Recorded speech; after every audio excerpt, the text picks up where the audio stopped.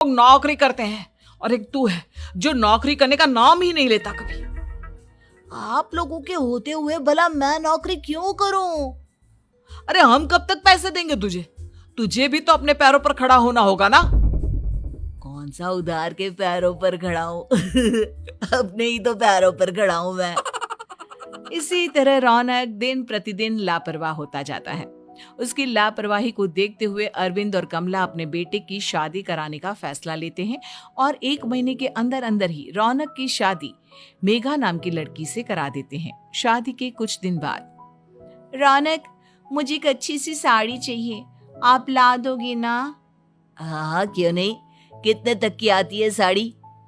यही करीब 5,000 तक की। तुम चिंता मत करो, मैं आज ही डैडी से पैसे मांगकर तुम्हारे लिए साड़ी ले आऊंगा। आप कब तक ऐसे ही अपने पापा से पैसे मांगते रहेंगी?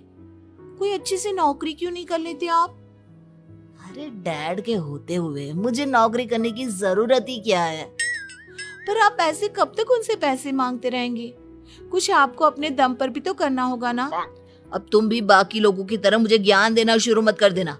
साड़ी चाहिए ना तुम्हें, मिल जाएगी बस। इतना कहकर रौनक अपने पिता से पैसे मांगने चला जाता है। डैडी, मुझे 5,000 रुपया चाहिए। अब 5,000 क्यों चाहिए तुझे? वो मेघा को साड़ी चाहिए थी। अरविंद आगे बिना कुछ कहे चुपचाप उसे पैसे निकाल कर दे देता है। कुछ दिन बाद, तुम्हें नहीं लगता कमला, रौनक हम पर पहले से भी ज्यादा डिपेंड हो गया है? मुझे तो अब उसके भविष्य की चिंता होने लगी है। कल को हमें कुछ हो गया तो वो क्या करेगा? काश तुमने पहले ये सोच लिया होता तो आज हमारा बेटा इतना लापरवाह नहीं होता। तब मुझे कहाँ पता था कि मेरा लाड़ प्यार उसे इतना बिगाड़ देगा कि वो इस हद तक लापरवाह बन जाएगा। कोई बात नहीं, अभी भी देर नहीं हुई। मुझे पता है उसे कैसे सुधारा जा सकता है। कैसे? अरविंद कुछ कहता उससे पहले रौनक वहां आ जाता है और पैसों के लिए हाथ फैलाने लगता है। डैड, मैं और मेघा बाहर घूमने जाना चाहते हैं। अरे वाह, ये आज सूरज कहाँ से निकला है?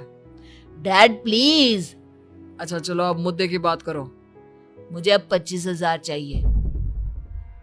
अब तुम्हें 1 रुपया भी नहीं मिलने वाला। अगर तुम्हें पैसों की इतनी ही जरूरत है तो कोई ढंग की नौकरी कर लो। मम्मी, आप कुछ कहिए ना डैड को। बेटा, वो गलत क्या बोल रहे हैं? ये सब हम तेरे भले के लिए ही तो कर रहे हैं। मम्मा, मैंने बताया ना आपको, मुझे नहीं करनी कोई जॉब वॉब। तो ठीक है, निकल जाओ हमारे घर से। तुम्हारे जैसे लोगों के लिए मैंने ये घर खड़ा नहीं किया है। जितना ये घर आपका है ना, उतना ही मेरा भी है। मैं कहीं नहीं जाने वाला। जाना तो पड़ेगा ही तुझे, क्योंकि अब मैं तेरा कोई भी खर्चा नहीं उठाने वाला।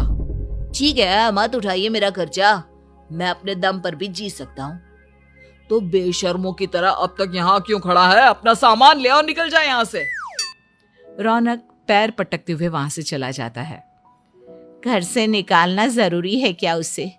बिना पैसों के कौन रखेगा उसे किराए पर? अगर उसका भविष्य सुधारना है तो हमें अपने दिल पर पत्थर रखकर ये कदम उठाना ही होगा। दोनों बात कर रहे होते हैं कि रौनक अपनी पत्नी के साथ एक बड़ा सा बैग लेकर घर से निकल जाता है, लेकिन घर से बाहर उसे कोई भी मुफ्त में अपने घर किराए पर नहीं रखता। अंत में थक हार कर वो फिर से अपने घर चला जाता है। क्या हुआ? थोड़ी देर पहले तो दहाड़ते हुए घर से निकला था, अब क्या हुआ? नहीं रखा ना किसी ने तुझे किराए पर? डैड प्लीज, मैं कुछ दिनों में कोई अच्छी सी नौकरी शुरू कर दूंगा। आप तब तक तो हमें रख लीजिए प्लीज। सुबह से रात हो चुकी है लेकिन कोई हमें रखने को राजी नहीं है। अब आप ही बताइए, इतनी रात को मैं मेघा को लेकर कहाँ जाऊंगा? ठीक है ठीक है, बहू की वजह से मैं तुझे घर पर रख रहा हूँ, लेकिन तू इस घर में एक बेटे की नहीं बल्कि एक किराएदार की हैसियत से रहेगा।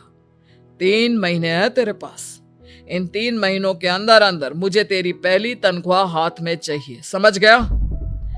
पक्का डैड, इन 3 महीनों के अंदर